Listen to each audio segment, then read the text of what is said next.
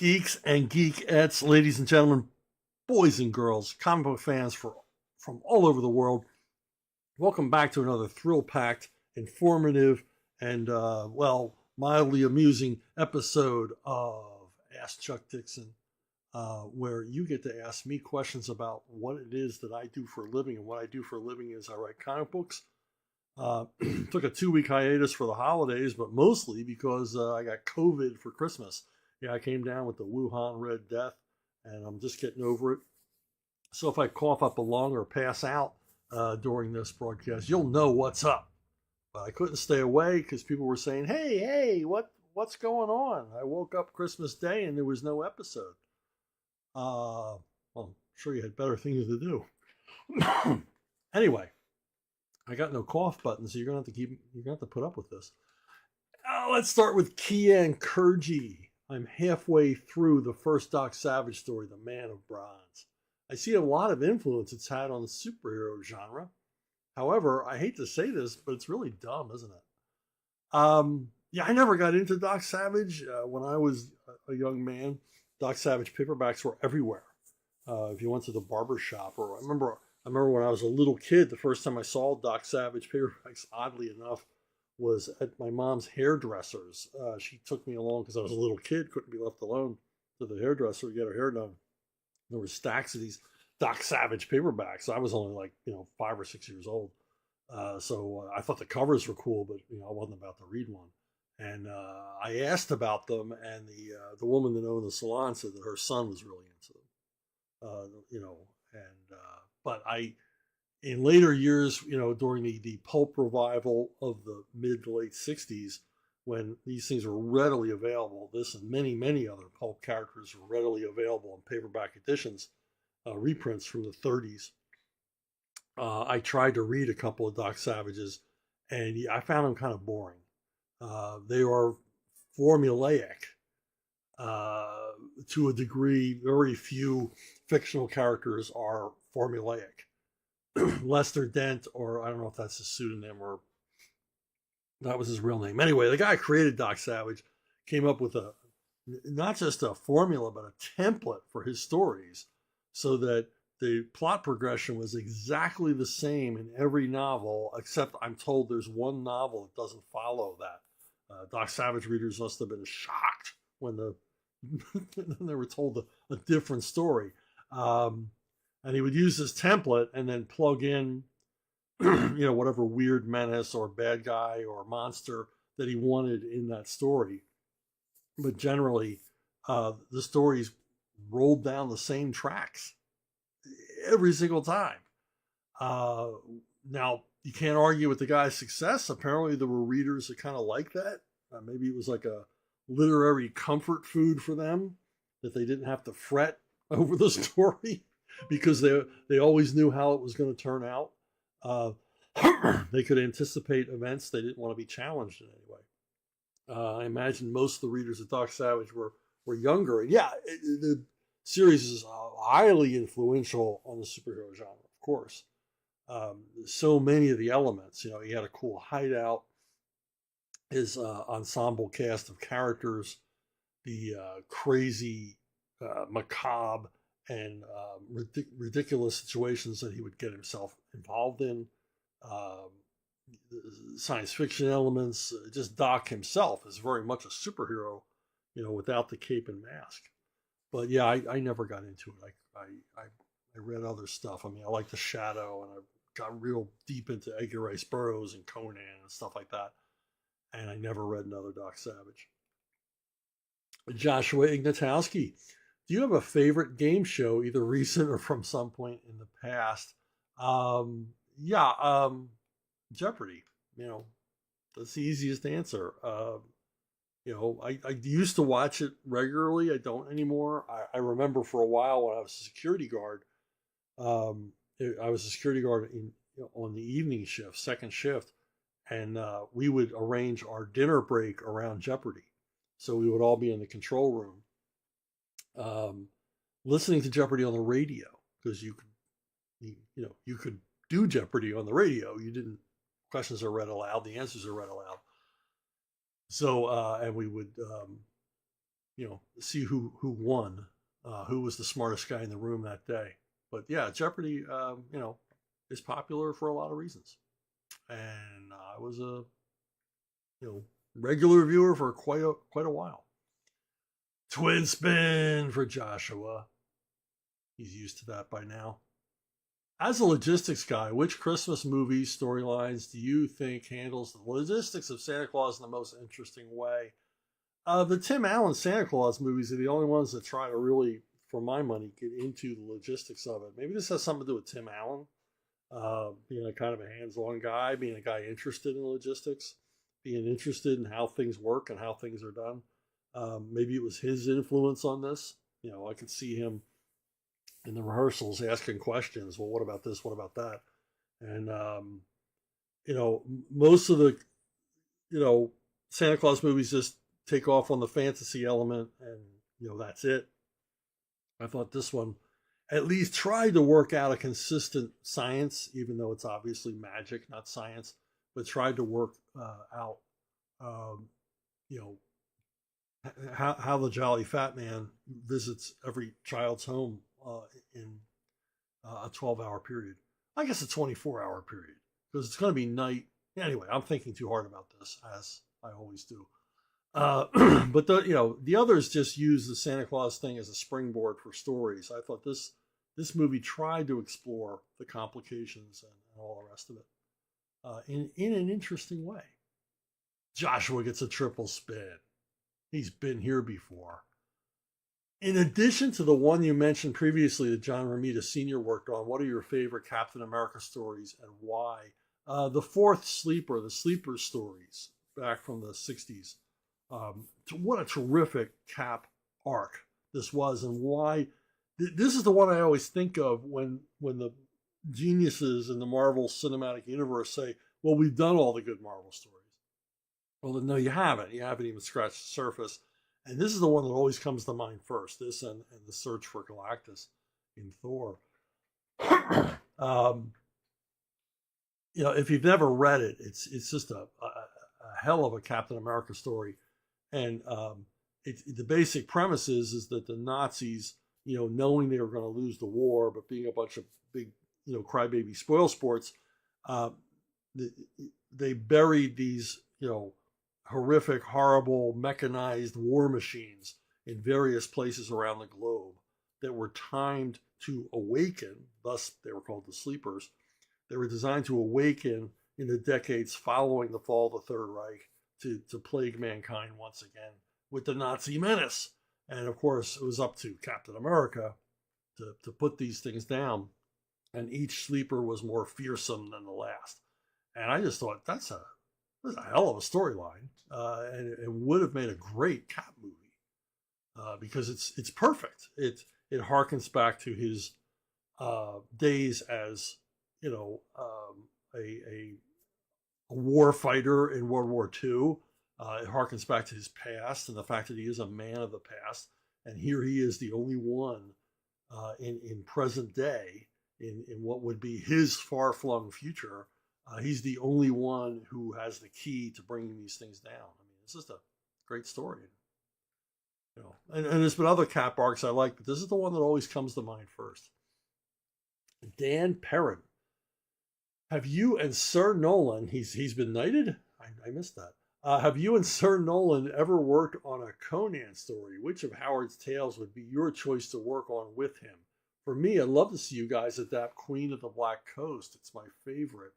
No, Graham and I have never done that. And I told Graham about this question and asked him if he had any images of Conan I could use in this video. And being Graham, he said, no, I don't, and didn't offer to make me one.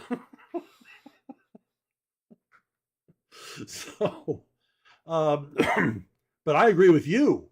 Queen of the Black Coast would be a hell of a story. If I were to work on Conan with Graham Nolan, I would want it to be one of the more swashbuckling ho-de-ho adventure stories as opposed to one of the darker Lovecraftian stories, clashing swords and bow waves and pirates and all the rest of it. That's what I would want to, that's the Conan I see Graham being more attracted to. I think he would be more interested in doing something like that. But it'd be cool. It'd be cool. I'm just sorry back in the day on Savage Sword. I mean, it did have some sway. It did have some juice that I didn't bring Graham on for maybe one of those anthology type stories that I was doing on Conan, because he was a busy guy too, and I don't think he had time in his schedule. He was really trying to make a career start at DC, and he didn't have time to take off for a 50-page Conan story, but might have been able to squeeze him into one of those ones that Gary and I did where we broke it up a little. Gary doing a framing device and other guest artists doing the individual chapters in between. Anyway, once again, I'm getting too deep into the weeds here.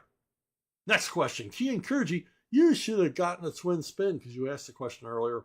Anyway, I owe you one. I dislike a lot of people who collect comics for investment rather than for the pleasure of reading them.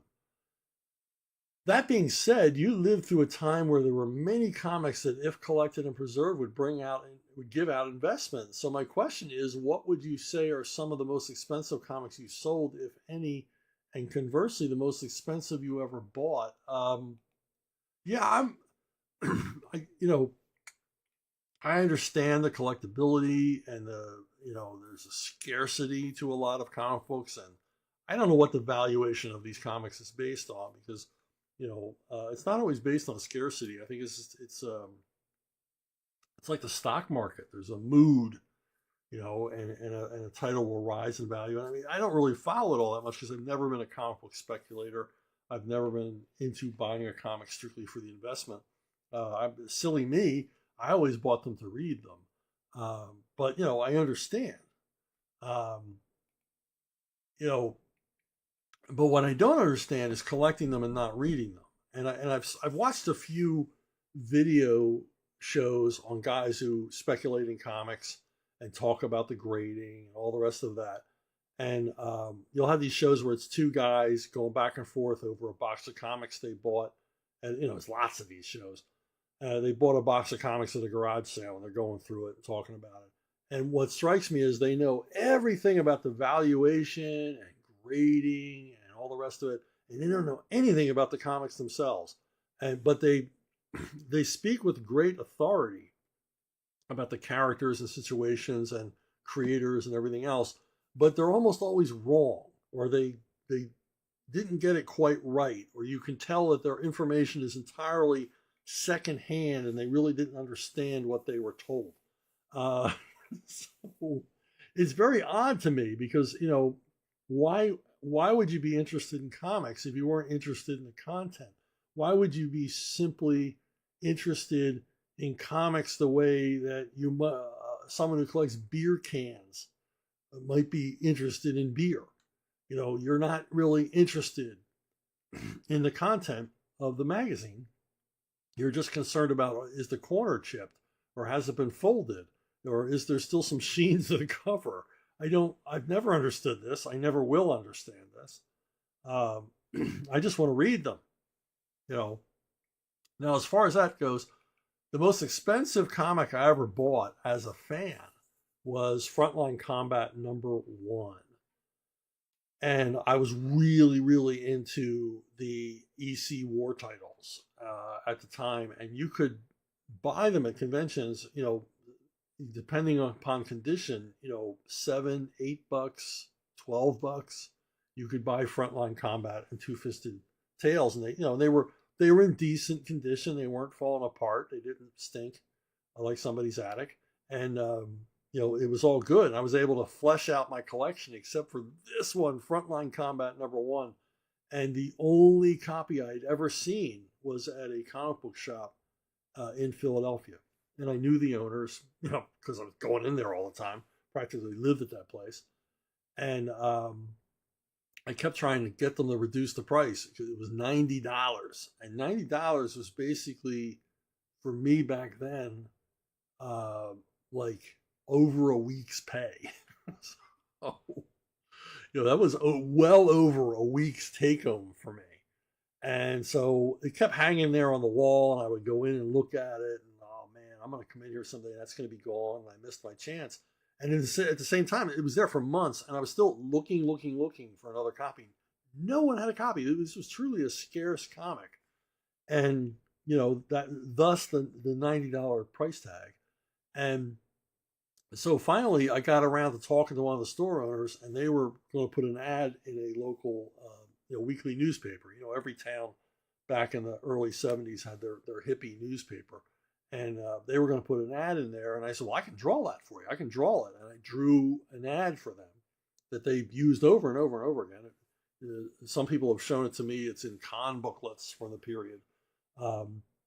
And so I drew the ad, and they said, well, what do you want for it? And I said, I want that Frontline Combat.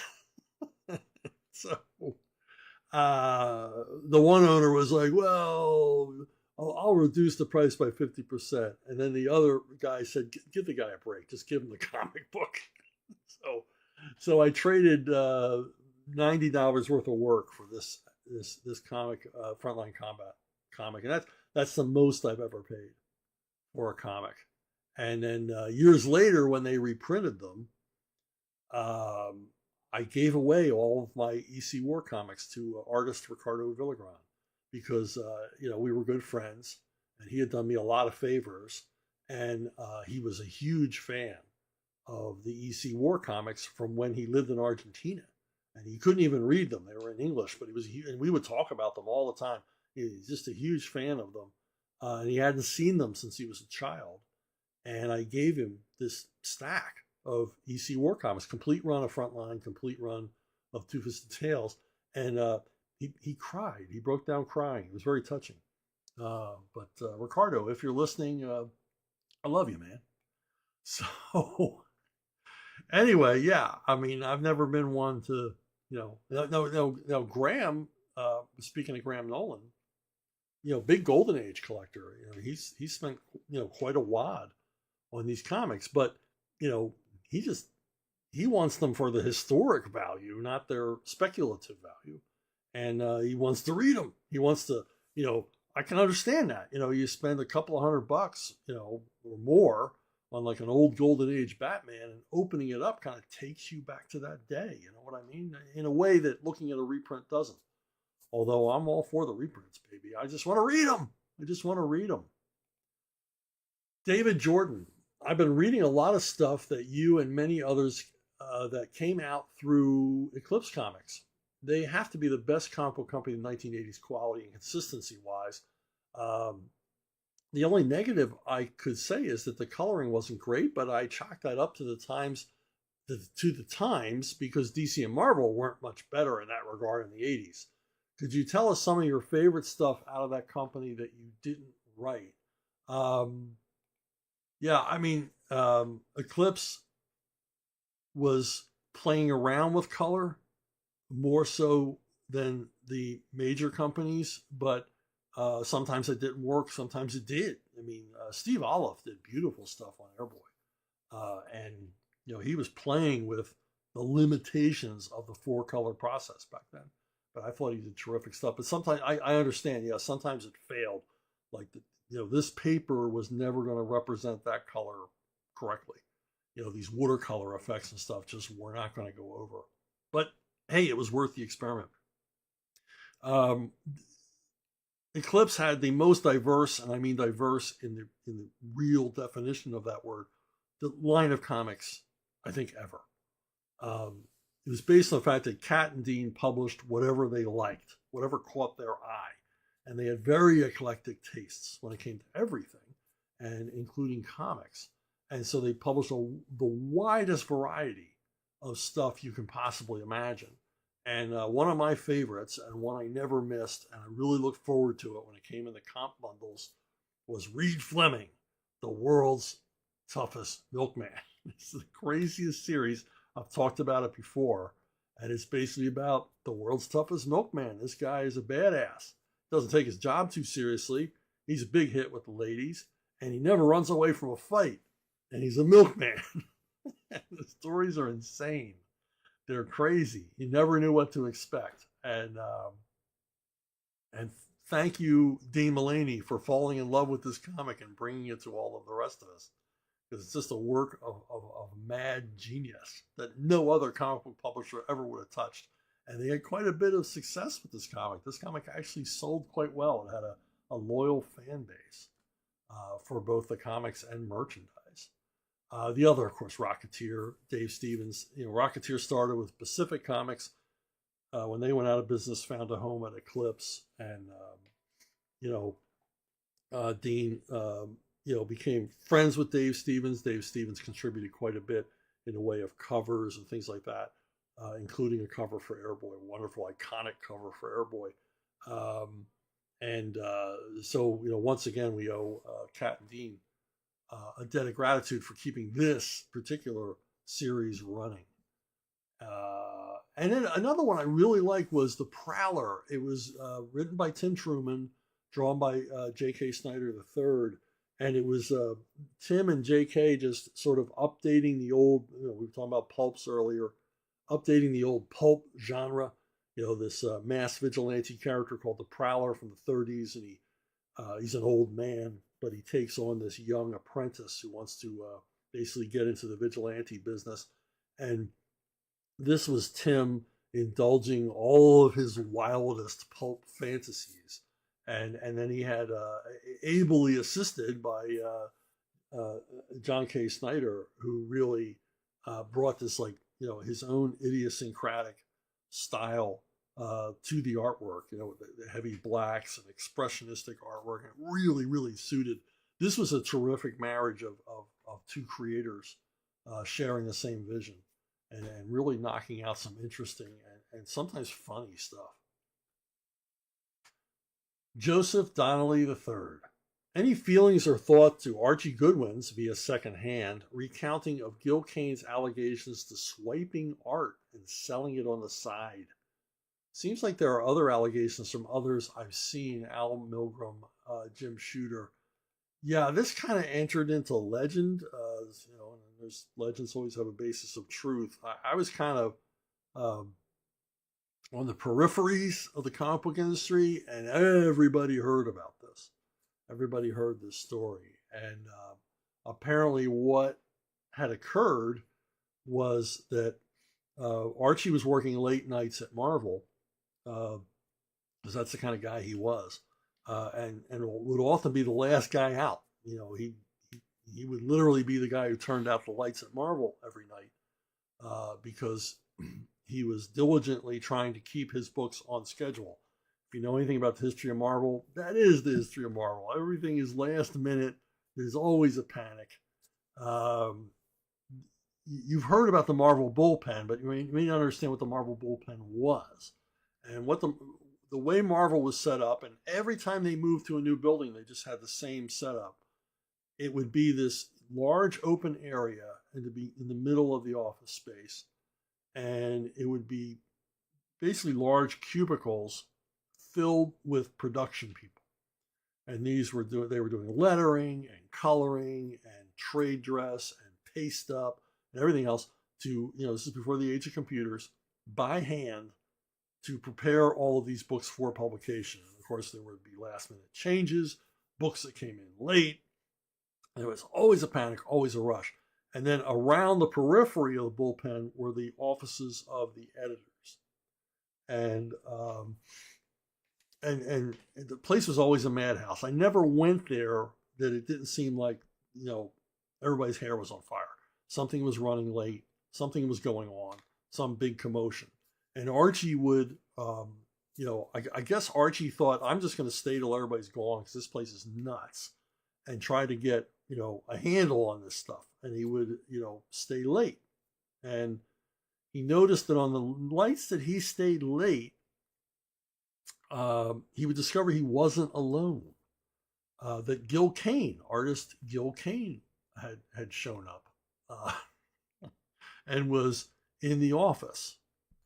And Gil would have some excuse that he needed art paper or some other thing, or he had left something behind earlier in the day. And Archie would see him go to the elevators with his portfolio. And this happened often enough that Archie became suspicious. Now, he'd known Gil a long time. They were friends, everything else. But Archie was like, I don't know. I mean, why do I keep running into him in the offices long after the business day is closed? And finally, Archie stopped him at the elevator one time and said, Gil, let me look in your portfolio. And Gil had to open the portfolio, and inside was artwork. And it was artwork by, all kinds of people. And it, all kinds of people that weren't Gil. It wasn't his artwork. And what had happened was that Gil Kane was raiding the art files and just taking stuff. Jack Kirby, not Steve Ditko. Steve Ditko had got his artwork back. A lot of people don't know that. Jack Kirby, John Buscema, all this great stuff. And Gil's taking it and he's selling it on the side. Now the story about with Gil is that he always, I mean, I heard this from other people. I mean, I'm not going to take anything away from Gil as an artist and everything else, but his judgment sometimes as a human being wasn't always the best. Gil was a guy that liked the finer things in life. The finest wine, eating at the best restaurants. When he traveled, he stayed at 5-star hotels, everything else. Well, these are things that in the 1970s, 1960s, 1970s, comic book artists couldn't afford those things. So Gil was always strapped for cash. Every dollar that came in went out. And so you always needed money. And he wasn't making enough as a comic book artist to, make ends meet. And so I guess the temptation, there's all this gold lying around everywhere. Nobody's paying any attention to it. Nobody's, treating it with any level of security. And so, he started lifting the artwork to sell on to pay the bills. And it's very, very sad. And when Archie obviously made him return the artwork, and Gil was called on the carpet by the powers that be at Marvel and told he would never work there again. And he never did. And he was told to return as much of the artwork as he had not yet sold on. And they would not press charges, which they did not. But it's a shame. It's a besmirchment on the reputation of a great comic book artist. But it's the truth. But I'm going to tell you, he wasn't the only one. I mean, Archie caught Gil, but there's a lot of people were taking artwork, stealing artwork, inside jobs out of DC and Marvel, and I'm going to include editors. I can't name names because I can't confirm anything. But I'll tell you this, in the 1970s, as a frequent convention owner, you would see lots and lots of artwork at prices that didn't make any sense. Guys were basically, I remember seeing a original art dealer arrested at a con. I was there. I saw the NYPD came in, put this guy in handcuffs, and I wasn't terribly surprised because he had a whole table of nothing but Paul Gulacy artwork from Shang-Chi, Master of Kung Fu. And he had stacks of these things, and he was selling them for like $30 a piece for Paul Gulacy pages. You original art collectors out there, you've just broken out into a sweat. $30 a piece for classic, and they were like entire issues. And it's like, this doesn't make any sense. Why are these here? This book only came out like 6 months ago. So yeah, there was a lot of thievery going on. There's a lot of quote unquote missing original artwork that's vanished into people's collections. But I mean, I remember even down in Philadelphia, guys would show up at comic shops with portfolios bulging with originals. You could buy a Kirby New Gods page for $40. So there was a huge black market in that. Thankfully, things have changed with the kerfuffle over the Kirby artwork at Marvel and things like that, and policy changes at DC Comics. and the artists, pencilers and inkers, they get their artwork back. They get it returned to them. But the dirty little secret at Marvel is it's still considered an incentive. On paper, legally, Marvel is not obligated to give you that artwork back. They give it back to you as a gift. Kind of creepy. But anyway, that's the story behind that. Yes, it was true. I mean, it was told to me by many, many reliable sources that Gil Kane had stolen a lot of artwork. People who didn't want to, they liked Gil and they were reluctant to tell these stories. It wasn't out of maliciousness. It was mostly their shared disappointment that this guy had betrayed the trust. But again, a lot of editors got away with it. And the oddest thing about the story is, and what struck me when you first asked this question, was the very last time I saw either Archie or Gil Kane alive was in the DC offices. They were both in fighting like their third bout with lymphoma, and they were sitting in an office. I just walked by and I glanced in, and they were sitting in Archie's office, just having a friendly chat. And what struck me was they'd both been through chemo and everything else, and they looked like ghosts. It was very sad because I liked both men very, very much. And I've made no secret of how much I admired Archie Goodwin. But they just, it was very, very sad because you could tell, okay, they've been fighting this for years, but they're losing the battle. There's just they look so frail and pale. But, it was kind of a bittersweet moment seeing these two, old friends, and perhaps meeting for the last time. So there you go. What a downer. What a downer here at Ask Chuck Dixon. But, I bring you the brutal facts, unvarnished. Alex asks, hey, I have a question for you regarding the work rates at CrossGen. You've spoken before about artists doing a page a day. How was it for the writers? I'm curious to know how much further ahead you wrote if you were at the offices writing every day. If so, how much of El Cazador did we never get? Well, we were all paid every 2 weeks, and it was a salary. And it was every artist and writer negotiated their own, this is what I need to live on. This is what I generally make a year. This is my page rate. This is how many pages I do. And then they would work it out with Mark Alessi, and he would make them an offer. Like, I'm going to pay you X amount a year, and that's X amount every 2 weeks. And you get a workspace. You get, free coffee. You get full medical coverage, and the medical coverage at CrossGen was excellent. Absolutely excellent. Best outside insurance, third-party insurance I've ever had. In fact, Mark was very proud that he actually probably lengthened the life of some of the CrossGen contributors, because a lot of these guys had never had a real medical examination. And and you had to have that to get the CrossGen insurance. You had to go see a medical doctor and get a full workup. And quite a few of the artists in our stable, they uncovered serious chronic medical conditions that needed treatment.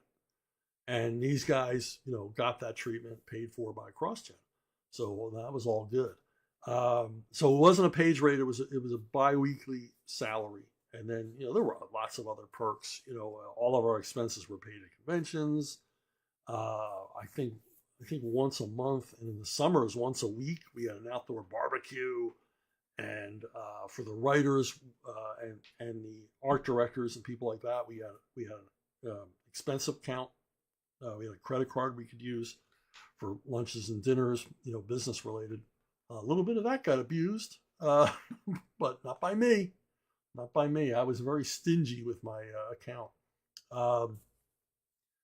But how far ahead did I work? I worked way, way ahead. I would, once I got comfortable that I was well ahead of my pencilers on my various books, I would then bore in on a particular title, and I might write 4 issues of Brath in a row, 4 issues of Sigil in a row. And so by the end of like a 2 month period, I was 6 months ahead of everybody. And I remember we didn't have editors, but we had sort of trafficking business managers. We had a little bit of administration beneath Mark. And I remember one of them hassling me because I would roll into the offices whenever I wanted. I might show up at 11, or 10:30. 1 in the afternoon, I might say, I'm going to go to the movies and go out and catch a matinee. And one of the business managers was like, you need to be here at 9. You need to be here at 9 to 5. And I said, well, I'm usually here from like 10:30 to 11 at night. I'm living here basically. And they said, well, no, but you need to be here on time. And I said, how many months ahead am I on my schedule? And that was the end of that argument. Because I was definitely producing for the company and staying, well ahead of any kind of deadline, any kind of schedules they had for the work. But but I gotta say, I mean, the artists were limited to a page a day. The writers, there wasn't any limit. As much as you wanted to write, you write. And I remember me and Tony Bedard in particular. I mean, we were tearing it up. We were just, pounding on that keyboard. Every second of the day we were there, and keeping our pencil teams happy, and basically doing our job.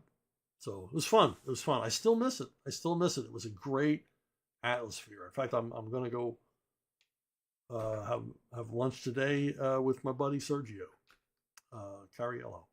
So it's cool. It was a community of comic book talent. It'll never be recreated. We'll never see it again. Key encouraging again. Man, you needed a triple spin. I owe you again. You said you didn't like the ending of Watchmen. Do you have any suggestions for a better ending? Yeah, almost any ending would have been better. I mean, Watchmen built up an expectation that it was going somewhere. I'm not that huge a fan of Watchmen. It's certainly readable. It's certainly entertaining. I don't share Alan Moore's worldview, but it is an excellent example of the craft. I mean, you cannot take that away from it. What Alan Moore and Dave Gibbons did here, with their cinematic storytelling style and pushing the envelope, pushing the outside of what the grid layout could do. I mean, working within this tight 9-panel grid format, and working wonders within that format. Yeah, it is. It is undeniably a masterpiece of comics, except the freaking ending. And my biggest problem with the ending was it wasn't a new ending. It was lifted from an episode of Outer Limits that was called The Architects of Fear. And in that episode, Robert Koepp is an astronaut, and he volunteers for a program that will change his genetics to create basically and turn him into an alien creature. I mean, blown alien creature, nothing human or not much human about him. And he's willing to give up his humanity. And the whole premise is that if the powers that be on the planet could be convinced that we were under threat of an alien invasion, that we were not alone in the universe, that there were belligerent forces somewhere from beyond the stars threatening the existence of Earth, that it would end war. And we would all unite as a humanity against a common foe, even though it's an imaginary foe. And that was the premise of the story. Brilliant story. And it's been borrowed many, many times in science fiction. But sadly, it got borrowed in one of the most high-profile comic book series of all time, Watchmen. And it's just a lame ending. I mean, I met, and I think part of it is the series changed editors midway through the series of Watchmen. And I think that the Watchmen series had taken on so much prestige and took so much of the air out of the room at the time that the new editor was afraid to say, "Hey, Alan, your ending sucks. You got to come up with something better, than this, than stealing an idea that so many fans have been exposed to." And that's my biggest problem with it. And I'll bet if you stuck a pin in Alan Moore, he'd admit, yeah, I should have worked a little harder on that. I should have come up with something fresh to pay off all those issues. Doc Farnoff, what was your first published comic book story? It was something called Corny and Zorn, and it was for a comic magazine, regretfully called Gasm. And Gasm was published by Countrywide Publications, which was an exploitation publisher. They published Jaws of Death for years. They published UFO magazines full of phony accounts of UFO abductions.